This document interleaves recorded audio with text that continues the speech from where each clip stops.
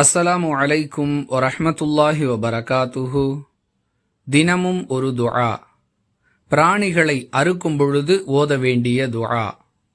அன்பிற்குரிய அல்லாஹுவின் நல்லடியார்களே, உணவு தேவைக்காக எந்தெந்த பிராணிகளை நாம் அறுத்து பயன்படுத்தி கொள்ளலாம் என்பதற்கு இஸ்லாத்தில் நமக்கு மிக தெளிவான வழிகாட்டுதல் வழங்கப்பட்டிருக்கின்றது.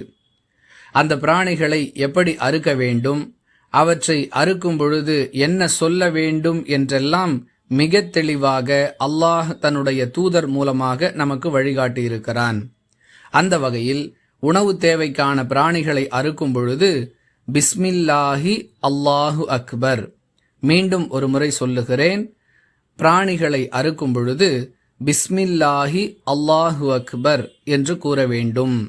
அல்லாஹுவின் பெயரால் இதை அறுக்கிறேன், அல்லாஹ் மிக பெரியவன் என்பது இதன் பொருளாகும்.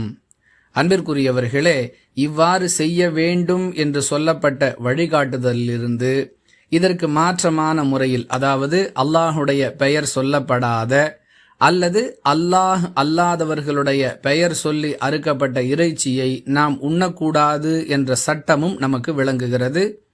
கவனத்தில் கொண்டு செயல்படுவோம். வாஹிரு தஅவானா அனில் ஹம்துலில்லாஹி ரப்பில் ஆலமீன். அஸ்ஸலாமு அலைக்கும் வரஹ்மத்துல்லாஹி வபரகாத்துஹு.